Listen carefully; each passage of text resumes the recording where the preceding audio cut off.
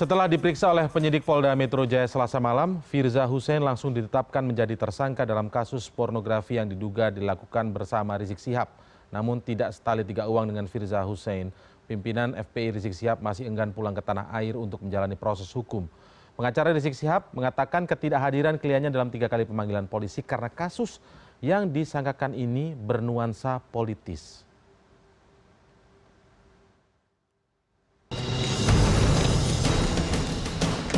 Setelah melalui proses penyidikan, Polda Metro Jaya menetapkan Firza Hussein sebagai tersangka dalam kasus dugaan percakapan berkonten pornografi yang juga diduga melibatkan pimpinan Front Pembela Islam Rizik Syihab.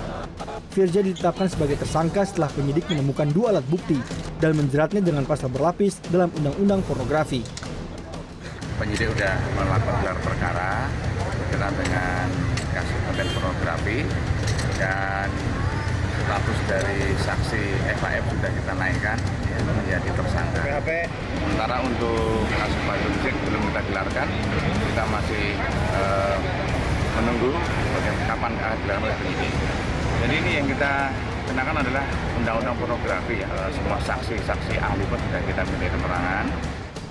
Kasus ini berawal dari screenshot percakapan di aplikasi WhatsApp yang diduga dilakukan Rizik dan Firza yang beredar luas pada Januari lalu. Polisi sudah 3 kali memanggil Rizik untuk diperiksa, namun tokoh FPI itu tak pernah datang untuk klarifikasi. Kuasa hukum Rizik Kapitra Ampera menyatakan kliennya tidak akan datang memenuhi panggilan polisi dalam kasus tersebut. Ia mengatakan Rizik Syihab sedang berada di Arab Saudi dan tak akan kembali hingga bulan Ramadan usai. Ini undang-undang yang akan dipakai untuk Habib Rizik adalah undang-undang pokoknya. Pokoknya Habib Rizik datang lalu ditangkap dan ditahan. Itu yang sampai ke kupingnya. Loh kok anak ini saksi mau ditahan? Katanya mau dinaikkan statusnya langsung. Jadi tersangka lalu ditahan. Sebagai satu bentuk dari balas dendam. Ya mungkin dilepaskan dulu Ramadan ini. Baru pulang. Selain kasus dugaan percakapan mesum ini, Rizik Syihab juga dilaporkan atas 6 perkara hukum lainnya. Agus Firmansyah, CNN Indonesia. Polisi menghimbau agar pemimpin FPI Rizik Syihab segera kembali ke tanah air dan memenuhi panggilan kepolisian dalam proses hukum kasus chat berkonten pornografi yang kini sudah masuk tahap penyidikan dengan tersangka Firza Hussein. Bahkan polisi menegaskan agar Rizik memberi contoh kepada umat sebagai orang yang taat hukum. Kami mengulasnya malam ini langsung dengan salah satu tim kuasa hukum Rizik Syihab, Kapitra Ampera. Selamat malam. Halo. Terima kasih sudah hadir Pak Kapitra. Kemudian ada Abdul Fikar Hajar, Akademisi Hukum Pidana Universitas Trisakti. Selamat malam, Pak Fikar. Pak Fikar atau Pak Abdul, saya panggil lebih enak, Pak. Ya, Fikar aja. Pak Fikar ya, baik Pak Fikar, terima kasih sudah hadir. Sebelumnya nanti kita akan coba simak salah satu infografis berikut ini, tapi saya penasaran dengan yang disebutkan Pak Kapitra tadi dalam informasi sebelumnya. Ini bentuk balas dendam. Bisa Anda jelaskan, Pak, balas dendam seperti apa sih, Pak? Maksudnya, Pak? Jadi begini,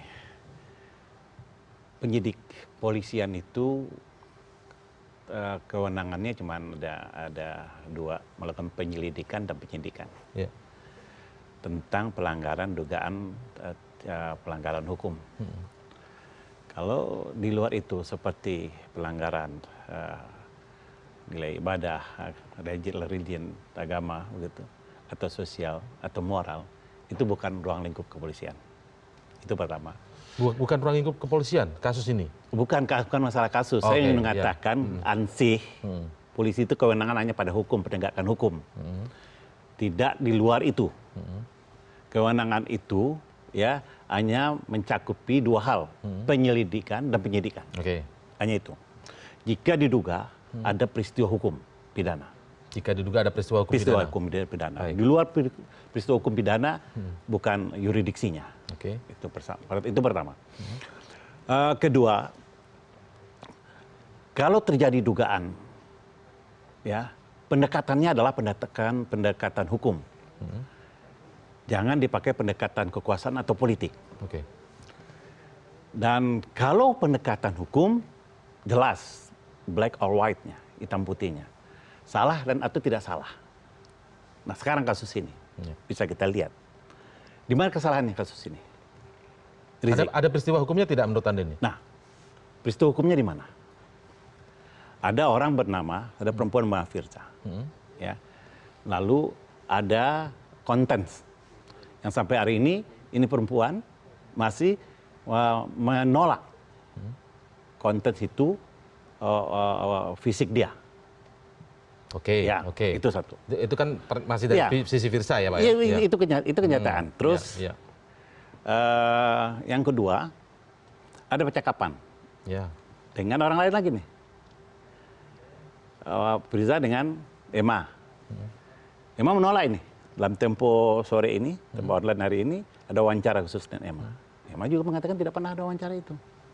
Tidak pernah ada telepon maksudnya? Ya. Percakapan maksudnya? Iya. Nah sekarang saya tanya, apakah di foto itu, di konten HP itu, ada nggak foto Habib Rizik? Oke. Ada nggak di pembicaraan telepon directly antara V dan Habib Rizik? Nggak ada. Lalu tiba-tiba ini muncul di permukaan.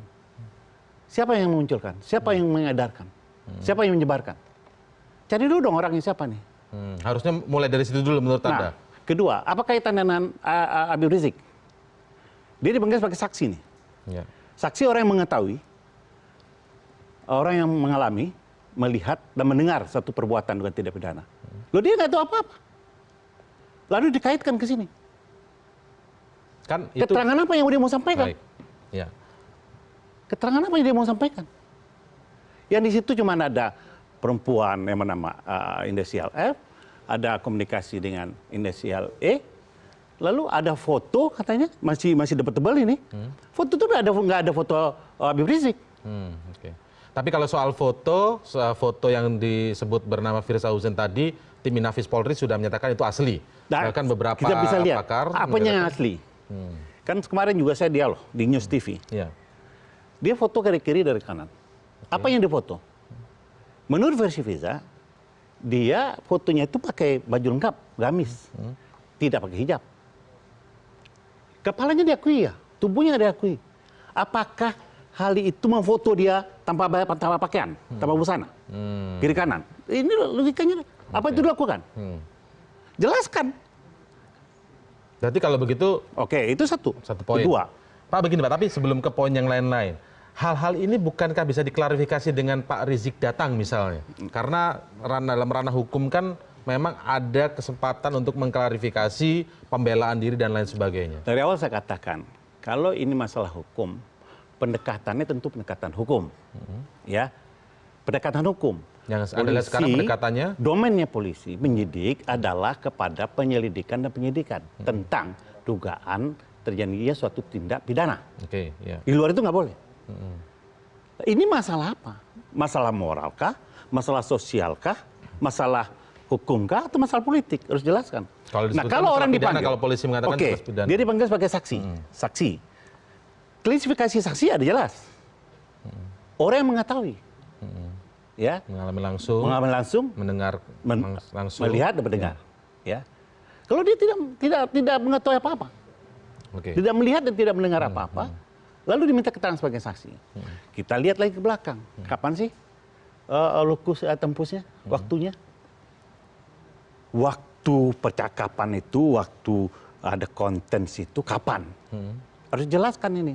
Apa yang Anda baca? Yang Anda duga apa Dia yang harus Anda duga? jelaskan ini kapan?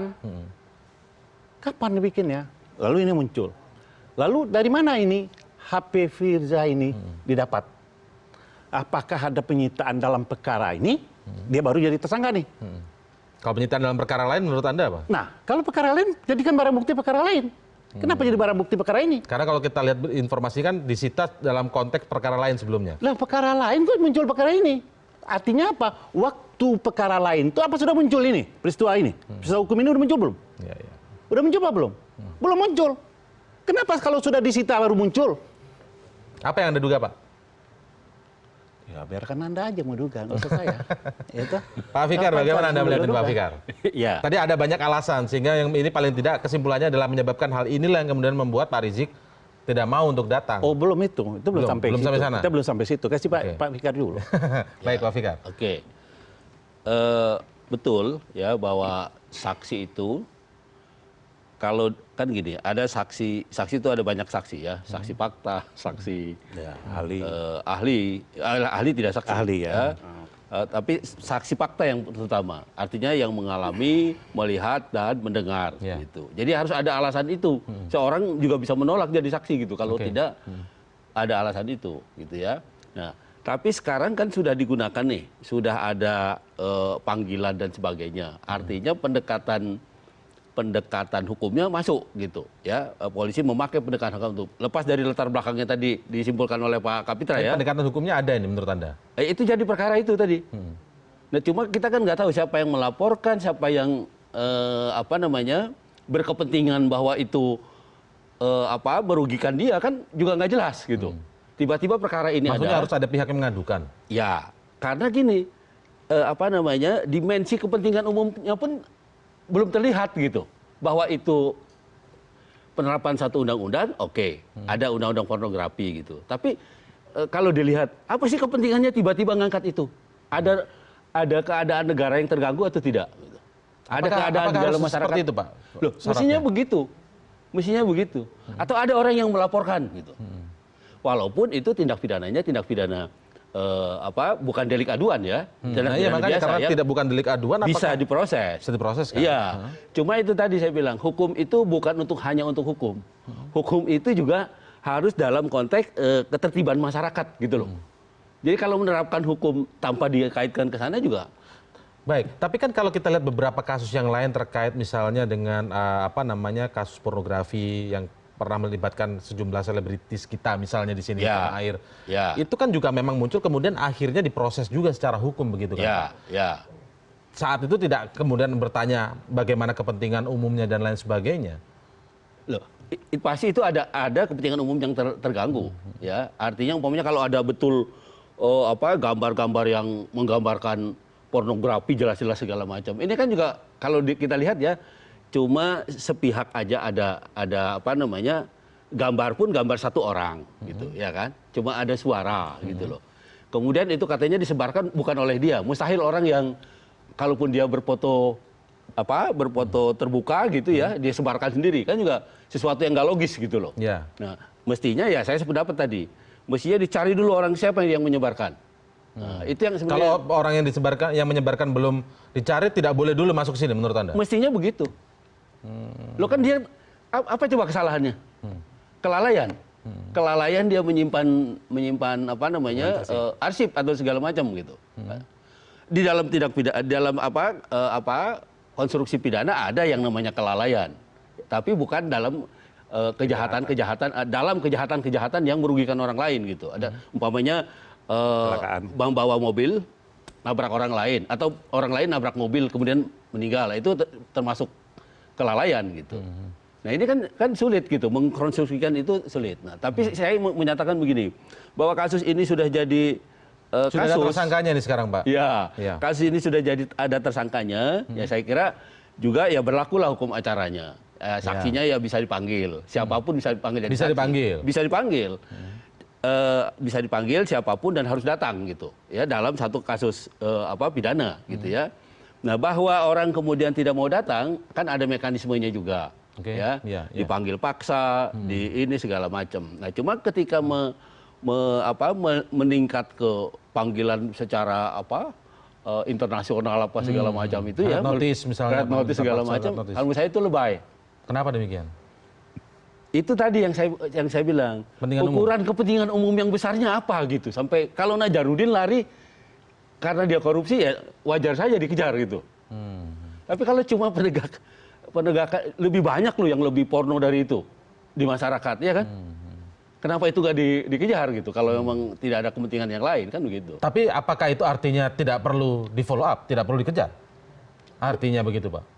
Ya kita tunggu aja kan. Dia kan warga negara Indonesia, kan gampang aja. Bolehkah kemudian proses hukum itu menunggu terserah dengan siapa yang dipanggil? Sekarang apa aturan saksi dipanggil Interpol apa? Apa undang-undangnya? Dasar panggilan Interpol atau Perkap Kapolri nomor 14 tahun 2012 terhadap tersangka yang melarikan diri. Apa dia tersangka? Ya, apa Habib Rizik tersangka? Lalu apa payung hukumnya? Kalau saksi nggak bisa. Loh, apa payung hukumnya? Perkapnya mengatakan tersangka yang melarikan diri. Nah, ada rasa keadilan nggak di sini? Di handphone kita ini ya, banyak konten porno, Instagram, melihat, Google, lebih dahsyat, lebih merusak kepentingan umum. Kalau kita ambil teori Pak Jo. Ya. Banyak sekali. Dan setiap detik. Dan diakses oleh semua orang. Kenapa yang nggak diadili? Oke, baik. Nanti kita akan lanjutkan lagi, tapi ini ada himbauan Pak. Kemudian lebih baik Pak Rizik Syihab ini memberikan contoh kepada pengikutnya, umatnya begitu untuk taat hukum. Nanti kita bahas ya setelah jeda. Tetaplah bersama kami di CNN Indonesia Prime News.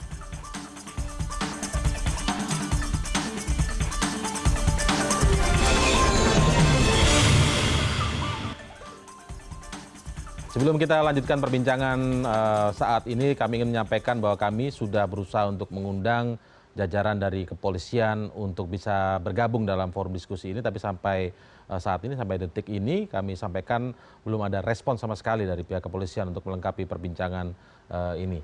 Dan kalau begitu kita akan kutip saja apa saja yang sudah pernah disampaikan oleh pihak kepolisian terkait dengan kasus yang diduga melibatkan Firza Husein yang sekarang statusnya sudah tersangka dan juga melibatkan Rizik Syihab begitu ya. Berikut ini yang disampaikan oleh Kabag Mitra Divhumas Polri Kombes Awi Setiono. Ya, dari lamandetik.com ya kami kutip pernyataan dari Pak Awi Setiono yang menyatakan bahwa sama-sama bertanggung jawab ya, kalau tidak salah kenapa harus takut. Ini kata Kabag Mitra Divhumas Polri Kombes Awi Setiono di Bareskrim Polri di Jalan Medan Merdeka Timur, Jakarta Pusat. Ini hari ini ya, Rabu 17 Mei 2017. Kemudian masih Kombes Awi Setiono yang mengatakan bahwa karena masih sebatas saksi, kita masih menghimbau agar kembali ke Indonesia. Mungkin ini maksudnya kita masih menghimbau ini karena memang saksi. Nanti kalau sudah tersangka bisa red notice katanya betul. Ada di sisi lain juga pernah mengatakan itu. Tapi ada juga lanjutannya yang kami kutip yang lain mengatakan bahwa sebagai warga negara yang baik, sebagai tokoh yang mempunyai pengikut yang banyak, tentunya dia harus menghormati negara kita, negara hukum, menghormati hukum yang berlaku di Indonesia. Ini kata Kadif Humas Polri, Irjen Pol Setio Wasisto. Kita kutip dari media online juga Pak. Nah bagaimana tanggapan ini? Sebagai mungkin tidak memberi contoh kepada pengikutnya, pada umatnya untuk mematuhi proses hukum di Indonesia ini. Oke. Polisi punya kewenangan untuk memanggil orang, siapapun. Pertama dipanggil untuk hadir 3 hari setelah surat panggilan diterima. Ya. Kalau dia tidak hadir, maka diterbitkan kembali, penyidik ini punya kewenangan untuk memanggilnya kembali. Dan 3 hari setelah surat panggil itu dia boleh datang untuk memberikan keterangan. Oke. Kalau dia tidak hadir, 2 kali nggak hadir, maka polisi punya kewenangan menerbitkan surat panggilan ketiga serta perintah membawa. Nggak ada perintah paksa di sini nih. Dia Membawa aja tulisannya. Perintah membawa. Itu kata. Ya, kalau nggak mau kan dipaksa berarti Pak. Loh, perintah membawa bukan paksa. Paksa ini konotasinya tangkap dan sebagainya. Kalau dia saksi habis memberikan keterangan kesaksian berpulang. Ya katakanlah kalau ada surat dengan membawa yang pihak yang dibawa nggak mau, dipaksa tidak atau dibiarkan? Undang-undang mengatakan perintah membawa. Membawa, baik. Bagaimana teknis membawa itu tanggung jawab yang membawanya. Itu pasal 112 KUHP. Pasal 113 KUHP yang mengatakan kalau yang dipanggil, saksi yang dipanggil mempunyai alasan untuk tidak bisa hadir, maka penyidiknya yang datang untuk mengambil keterangan. Oke. Ya. Habib saat itu nggak bisanya kenapa panggilan ini pertama? saya jelaskan sama Anda. Habib Rizik Syihab waktu dipanggil dia umroh. Dia umroh. Memang jadwalnya umroh atau kebetulan memang sengaja? Umroh itu ini kan ada pertanyaan publik seperti itu. Umroh ini tidak bisa sengaja, ada pengurusan visa dan sebagainya. Iya. Kalau Anda hari ini ke Medan bisa. Itu pun belum tentu dapat tiket nih. Ya. Panggilan pertama, ya. Besoknya diberangkat umroh. Lalu diterbitkan lagi panggilan kedua. Dia masih ada di Mekah. Lalu sekaligus anaknya melahirkan. Dia menunggu anak melahirkan. Oke, ya.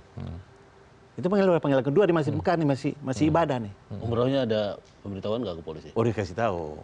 Siapa yang ngasih tahu? Kasih tahu. Kita ngasih tahu dong. Kita kasih tahu. Apa respon polisi waktu itu? Responnya terjadi lagi surat pemanggilan kedua. Ya. Gitu. Setelah itu, Jadi maksudnya nggak menghiraukan apa alasannya maksudnya? orang kalau dia menghindar, dia nggak tahu di mana tempatnya. Kita nggak tahu. Dia kita tahu di mana dia. Semua orang tahu. Posisinya jelas di mana? Iya. Sekarang ada di ada di Mekah. Kan semua orang tahu. Saudi Arabia semua orang tahu. Oke. Ya. Dan selama pengalaman dia dalam proses hukum, tidak ada yang tidak dia kooperatif. Saking kooperatifnya 2 kali masuk penjara dan tidak pernah diminta pindah ke Makobrimob lah, mobilisasi massa untuk minta keluarkan dia, atau penjabat minta dia mendatangi dia, tidak pernah. Jadi maksudnya kooperatif selama proses hukum yang pernah dijalani? Dia jalan nih 2 kali. Kasus yang lain ini ya? Ini kasus yang lain? Hampir sama lah kasusnya ya, kasus pembela agama lah ya. Kemarin di Bandung, datang. Kasus mata uang datang, saksi makar datang. Yang sekarang kenapa kok nggak melakukan hal yang sama? Karena apa? Karena Habib Rizik melihat ini bukan lagi penegakan hukum. Ini adalah pembunuhan karakter. Pembunuhan karakter? Iya, karakter assassination. Dia mau dilemparkan ke dalam turbulensi moralitas. Maksudnya? Karena ini masalah moral. Bahwa akan dijatuhkan harkat martabatnya. Side effect ini yang dia pertanyakan. Apa korelasinya perbuatan orang ini dengan dia? Tapi Pak Rizik Syihab punya argumen bahwa itu bukan dirinya yang... Loh, ini yang saya sampaikan, ini dari beliau. Kenapa itu tidak disampaikan langsung saja, Pak? Kan Sudah, ini ruang kan hukum di bisa mana-mana tempat sudah kita terbuka. sampaikan. Di mana-mana tempat kita sampaikan. Tadi Anda kan sudah tahu proses seperti apa pemanggilannya. Pemanggilan kedua juga diberikan pada RW surat panggilannya. Ya. Ini yang sudah dikemukakan. Sampai dia juga muamalah namanya, mengeluarkan statement keagamaan bahwa dia tidak melakukan itu. Dan artinya dia menantang orang-orang yang memfitnah dia. Maksudnya ini bersumpah mengatakan? Oh, iya. Seperti apa sumpah persisnya yang disampaikan, Pak? Dia mengatakan bahwa dia tidak pernah membunuh orang, tidak pernah memperzinaan, ya, dan sebagainya. Kalau dia melakukan, dia mau menerima risiko dari Allah Subhanahu wa Ta'ala. Bagi orang yang memfitnah, dia juga harus menerima risiko. Dan itu bagi Jadi intinya Islam, begini, Pak Rizik sedang tidak percaya dengan hukum yang ada di Indonesia terkait kasus ini. Oh ya, Tidak percaya. dia tidak melihat ini suatu penegakan hukum. Baik. Tetapi dia ingin katakan, bukan Anda nggak mau pulang. Anda ingin menahan diri agar umat tidak marah, umat tidak beraksi. Ini kita baru selesai, ada kegaduhan-kegaduhan selama ini. Sampai kapan kita harus gaduh terus? Sampai kapan kita konflik terus? Biar Anda menahan diri dulu. Bukankah itu bisa disampaikan saja oleh Pak Rizik? Pak Rizik menyampaikan misalnya datang, menjalani proses hukum, menyampaikan kepada mungkin pada pengikutnya untuk tenang, tidak gaduh. Anda paham nggak itu? Bagi seorang ulama dan umatnya, ini hal yang sensitif. Ya kalau misalnya ulama yang sangat didengar kan bisa mengademkan, menahan diri. Orang tidak melihat soal itu, orang melihat ada penzaliman atas dia. Umat melihat itu. Kalau dia benar, berarti ada apa ini? Pak Fikar, proses hukum di Indonesia ini sebenarnya terbuka nggak sih? Kalau menurut Anda ini kan proses itu ada step-step, langkah-langkah. Iya. Dari mulai penyelidikan, penyidikan, Betul. ada didampingi oleh tim kuasa hukum, bahkan mungkin Pak Kapitra juga bisa mendampingi secara langsung, memberikan statement kepada pers. Betul. Pers juga terbuka. Betul. Sistem hukum kita sebenarnya ada pengawasannya, setiap langkah kepolisian, setiap langkah penyidik, penuntut, ya, atau bahkan hakim ada Mekanisme check balance. Check and balance-nya ada. Ya, umpamanya di penyidikan itu ada pra peradilan, ya. Walaupun sebagian orang juga Tapi saksi nggak bisa, Pak. ya gini, pra peradilan dalam pengertian saksi nggak bisa saja ketika dia dinyatakan sebagai tersangka, maksud saya. Tersangka. Iya.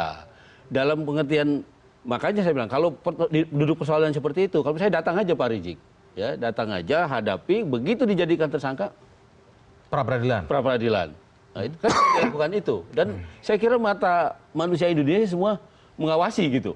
Ya, artinya secara sosiologis pengawasan itu tinggi gitu, ada gitu ya, dan secara hukum ya bisa dipakai pra peradilan, atau kalau Pak Kapitra menganggap di belakang ini ada rekayasa kekuasaan, ada intervensi politik atau kekuasaan, kan juga bisa dipakai lobby-lobby politik, ya kan? Kalau saya sah saja dalam situasi seperti ini, apa yang bisa dilakukan sah saja gitu. Karena itu kita mengontrol kewenangan hukum itu. Kan juga memang sulit dipisahkan. Selalu di dalam kewenangan hukum itu ada selalu muatan lainnya gitu loh, termasuk muatan politik atau apa begitu ya. Iya. Karena dalam ini pun unsur politik selalu masuk di situ. Pak Kapitra, tapi saya ingin tunjukkan ini ada beberapa kutipan lagi dari psikolog politik, beberapa psikolog politik yang berbicara tentang kasus yang terjadi saat ini yang mentersangkakan Firza Hussein yang diduga melibatkan Rizik Syihab. Kita lihat cuplikannya berikut ini. Ya. Ini adalah beberapa pendapat ya dari pakar psikologi yang sekarang ini mengatakan kalau menggunakan konsepnya Ki Ageng Suryo Mentara yang terjadi pada Habib Rizik itu adalah kecemplung gagasan. Artinya belum apa-apa sudah takut. Ini ujar Kunchoro ya, yang merupakan guru besar psikologi di UGM. Kemudian ada lagi.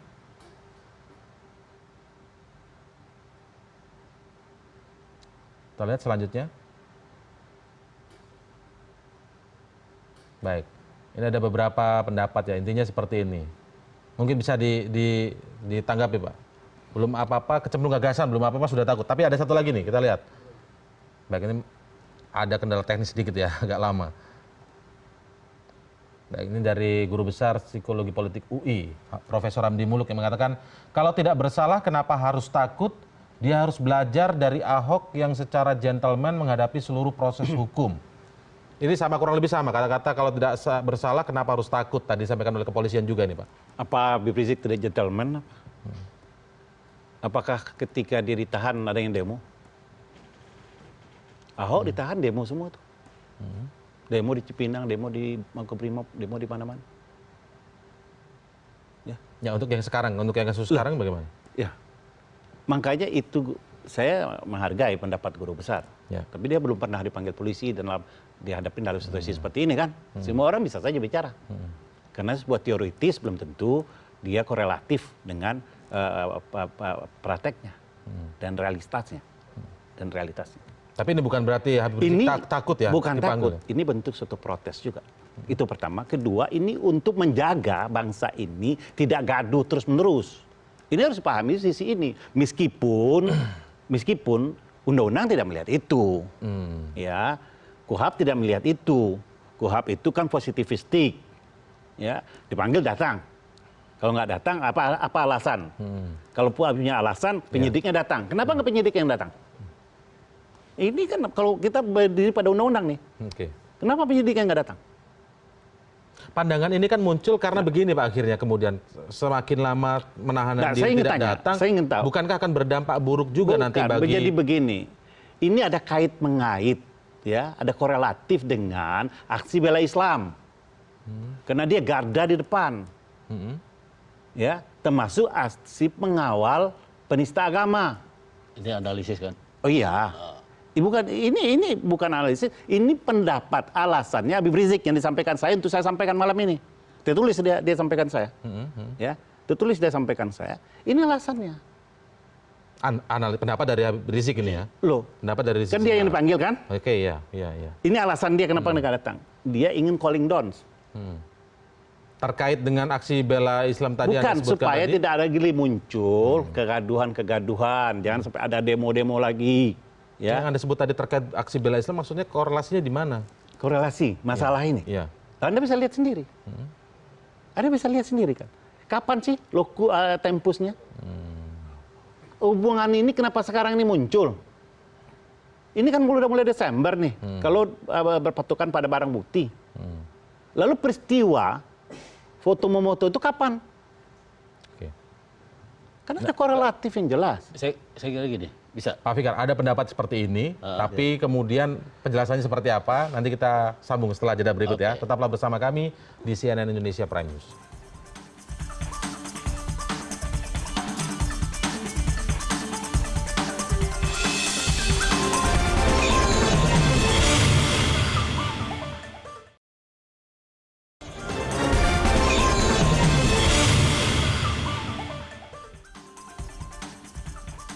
Bangunan alasan tadi disampaikan oleh Pak Kapitra cukup banyak soal masalah ini bernuansa politis, kemudian nanti ini intinya disebutkan pokoknya ada keinginan dari pihak kekuasaan, begitu kan, untuk pokoknya Rizik Syihab tersangka, gitu kan Pak ya. Tadi kok kalau begitu ya, bangunan argumennya.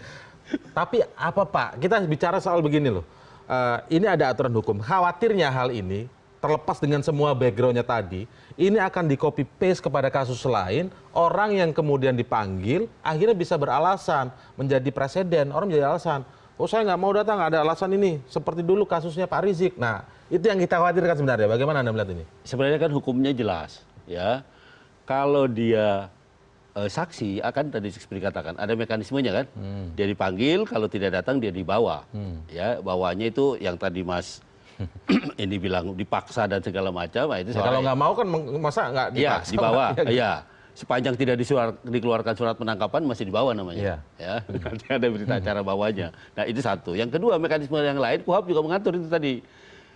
Kalau umpamanya di Arab Saudi sana ada atase kepolisian, maka polisian sana bisa mereka minta keterangan Pak Rizik di sana, gitu. Itu KUHP mengatur sampai situ, gitu ya. Artinya di luar daerah saja bisa didelegasikan, gitu. Baik. Nah, itu satu. Yang kedua, cuma memang ini juga ada banyak kepentingan dia di dalam penegakan hukum ini. Ya, barangkali Pak Rizik harus menyadari itu juga, dan dia harus mengambil satu keputusan, harus dia bantah ini kalau memang tidak betul seperti bantahnya dengan datang, dengan datang gitu. Ya, dengan datang menjelaskan pada umat dengan segala resikonya. Karena kalau tidak datang terbentuk persepsi yang Anda sebutkan tadi. Betul, kalau tidak datang seolah-olah benar gitu. Iya kan, seolah-olah benar. Nah, sekarang dengan langkah apa lagi tidak menyatakan benar kan gitu. Nah, bahwa ada kan sulitnya kan begini. Yang namanya kasus hukum kecil besar itu kan dipandangnya sebagai sama saja, semua kasus gitu. Walaupun secara dalam perspektif sosiologis itu menjadi beda. Umpamanya ada kasus yang merugikan negara sebesar mungkin, ada segala macam. Tiba-tiba ini ada kasus yang berkonten cuma pornografi gitu, ya kan?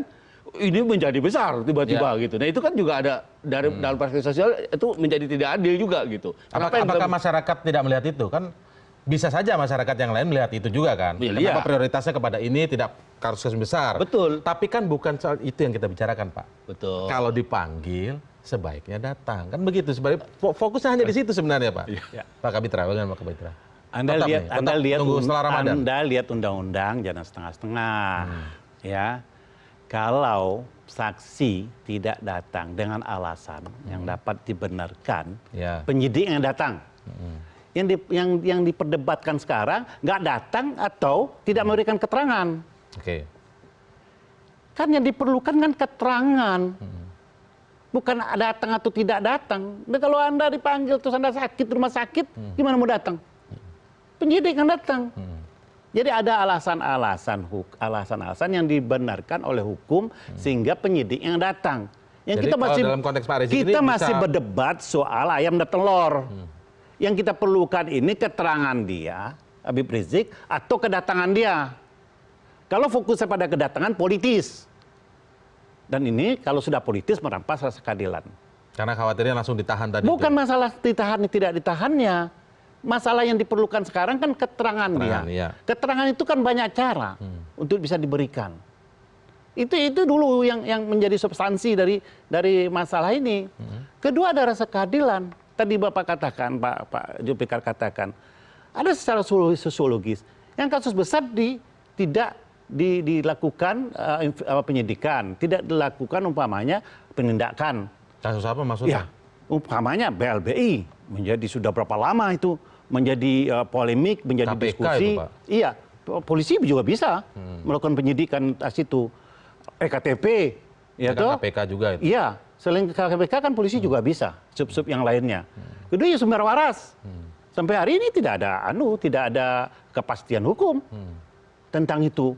Jadi ini kasus-kasus yang besar. Berjalan juga Pak yang ini kasus-kasus besar begini, lalu disandingkan dengan kasus kecil yang dibesar-besarkan, tentu ada penilaian ketidakadilan di sini. Mungkinkah Pak menjadi besar karena Pak Riziknya tidak hadir memberikan keterangan? Loh, Yang diperlukan bukan kehadiran, yang diperlukan keterangan. Ya itu jangan-jangan itu menjadi besarnya. Loh, kok jangan-jangan? kemudian... Karena dipolitisasi jadi besar. Kalau polisi atau penyidik atau siapapun kembali kepada undang-undang, menegakkan hukum berdasar undang-undang, lihat bunyi pasalnya, aturan mainnya, hukum acaranya. Kalau emang dia beribadah, ini ada alasan. Oke. Ya. Dalam konteks itu saya tanya fakta begini. Ketika diberitahu Pak Rizik umroh, apa reaksi politik? Dia betul-betul munculkan lagi surat panggilan kedua. Ada nggak menjelaskan, dia nggak nanya kapan pulangnya, ini apa segala macam gitu, bisa diatur Kok muncul nggak? ke panggilan kedua gitu ya? Ya. Mungkin waktu itu Nggak, memberikan mestinya nggak ada waktu dialog pulangnya. dengan Pak sebagai pengacara sebenarnya. Jadi begini, Jangan-jangan memperpanjang ada di sana. tim yang berkomunikasi, ada tim advokat yang lain berkomunikasi dengan pihak penyidik. Ya. Tugas saya ini nyampein begini corong, juga advokasi. Oke, Ya, iya, toh? iya. Ini tugas saya nih. Oke, Ya, iya, toh? iya, iya. Ada komunikasi itu, lalu diterbitkan surat panggilan kedua. Satu menyampaikan pulangnya kapan tidak sebelum menyampaikan kedua, polisi mengeluarkan surat panggilan kedua. Ini orang ibadah nih, Iya. ya. Dia dari sini ke Madinah dulu, belum Ditanya umroh. nggak sama polisinya akan pulang Oke, Pak, kapan? kalau- Dia disampaikan alasan, artinya begini, yang kita perlukan, yang diperlukan itu adalah alasan. Alasan kenapa tidak hadir, itu yang diperlukan. Oke, Bukan teknis-teknis yang itu. Oke, iya, ya, iya. apakah alasan ini dapat dibenarkan oleh hukum atau tidak? Itu yang penting. Baik, Pak, ini kita sudah hampir habis waktunya. Sebagai penutup saja, sesingkat saja Pak. Jadi setelah Ramadan selesai benar mau datang? Saya ini pengacaranya, bukan orang yang memberikan Apa keterangan. yang disampaikan? Ya, Apa yang itu. disampaikan? Ya, jadi Katanya langsung berhubungan dengan begini, Pak Rizik. ya, sedatang atau tidaknya itu menjadi domainnya Habib Rizik. Ya. Yang disampaikan ke Pak Tapi Kapitra. dia akan katakan Mbak Hana pasti pulang, minimal setelah Lebaran. Ya, Oke. ya toh? Nah ini yang disampaikan. Oke, setelah Lebaran. Setelah Ramadan selesai, Lebaran selesai, Ya. pulang begitu ya. Nanti bisa kita undang lagi Pak Kapitra kalau misalnya belum pulang. Ini kenapa Pak Rizik belum pulang? Tapi terakhir nih, Ya. dalam masa itu mungkin nggak kemudian misalnya polisi menetapkan status tersangka, meningkatkan statusnya? Kan gini, orang di Karena melihat sekarang Ya. Firza sudah menjadi tersangka nih. Penyebarnya belum dikejar, Ya. belum ketahuan lah posisinya Ya, di mana. kalau polisi mau mau sportif, mestinya penyebarnya juga dikejar. Oke. Itu satu. Yang kedua, untuk menetapkan orang sebagai tersangka harus ada dua alat bukti Oke. yang cukup gitu untuk ditetapkan sebagai Dia tersangka. sebagai pelaku. Sebagai tersangka. Nah itu saja ininya apa aturan mainnya seperti itu. Oke, Nah, baik. Kita akhiri saja perbincangan kita malam hari ini. Memang singkat sekali waktunya, tapi cukup panjang sebenarnya kita berbicara tadi. Kita nantikan saja apakah memang Rizik Syihab akan memberikan keterangan. Kita tidak bicara soal datang atau tidak datang, nanti dikira politis begitu ya. Tapi terima kasih Pak Kapitra, terima kasih Pak Fikar telah hadir bersama kami malam ini. Selamat malam. Dan rangkuman fokus bahasan kami malam hari ini akan segera hadir. Tetaplah di CNN Indonesia Prime News.